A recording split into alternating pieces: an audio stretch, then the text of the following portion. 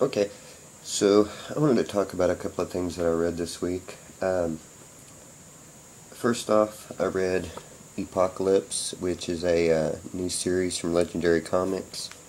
Um, I swear these series just kind of come out of nowhere. Um, but you know, this one was okay. It was very Judge Dreadlock. You've got these guys here, which are going around and they're trying to make sure that technology doesn't get into the wrong hands, and these kind of terrorist groups that are, um, trying to fight against them, um, and it was all in all pretty good. Uh, Most of these series by Legendary have been really good. Annihilator's really good, and Town Called Dragon's really good. Um, But, this right here was a fairly decent first issue. I would think that anybody that likes like futuristic law officer type stuff would probably enjoy Apocalypse. Um, then I read God Killer, and can't really see that cover that well. I love these Ben Tipplesmith covers on God Killer, but I also like the main covers are also really good on these.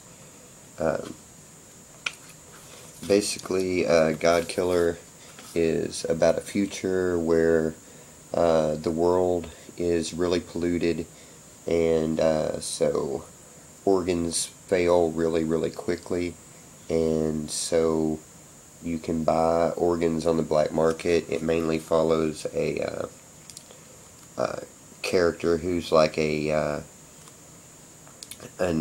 organ broker, I guess, and basically all these brothels and things that are in this town, uh,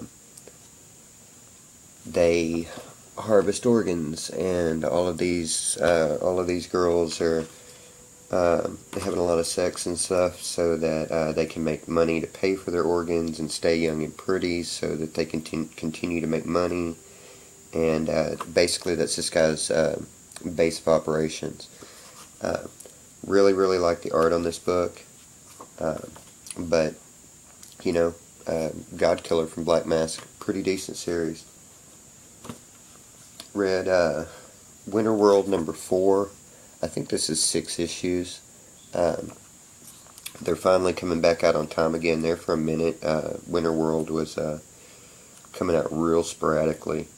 Um, in the last issue of this, they had basically, in the middle of like this, frozen wasteland world, they had found a place that was warm and green, and thought that it was like a perfect civilization, but they were basically just using these guys as a sacrifice to uh, pay off their god of warmth, and try to bring back the El Nino and make it warm again.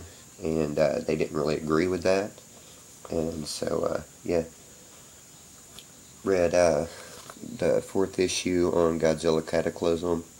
Uh, this book was pretty good. Um, I didn't really care much for it as I did the first 3 issues. There was a lot more fighting in this between Godzilla and Mothra, and I kind of got the feeling that the main character, the old man that had fought against the monsters in the olden days, that I've kind of gotten that feeling the last couple of issues that he knows something he's not really saying, but in this issue I really got that. I think this has got one more issue, and so hopefully they'll wrap that up for me, and we'll have our big confrontation between um, Godzilla and the old man. But we've got this, next issue looks like it's definitely going to be a fight. I read this Rot to Ruin #3, and all these covers keep showing this main character guy here. I'd said before that I like Jonathan Newberry's stuff because of the fact that he writes a lot of novels that go along with his comics, and so they're just kind of pictures of what's going on in the comic. But in this issue, I kind of felt lost, like because there are so many of these books that maybe there was something that I was missing. Because I didn't realize, but there are apparently, he's got 4 of these Rot to Ruin books. I thought there was just the Rot to Ruin, but there's apparently 4 of them. And, but you know, all in all, it was really good. It's a really pretty book. Very, very clean, very colorful. But you know, it's really enjoyable. Read Synergy #1. Story of a girl that goes out and has sex with a monster, and it turns her into a seer, and she finds out that her father is a seer, and so now she's got to go out and be a monster hunter. I really liked how this book did a lot with bright colors like oranges and purples and pinks and yellows and such. But yeah, there's a lot of purple and orange and yellow and bright greens and all kinds of things going on in this book. So, you know, really interested to see where that's going to go. Image has had a couple of #1s in the last month or so that I wasn't really that big into. I didn't really like Intersect very much this week. But and then I read 13 Coins by Titan, Simon Beasley. It's pretty good, but I didn't care for this issue near as much as I liked the first issue. I think this is a 4-issue run, so you know, I'm halfway done with it, and you know, it's angels and demons and what's going on with all of these things being united to come back and kill mankind. There was some stuff going on with like a bunch of like 1%er stuff in this that I didn't really understand, with this senator that just kind of popped up on me out of nowhere. But anyway, that's about all I got to say about that, and I'm going to get off here and I guess get back to reading some other stuff.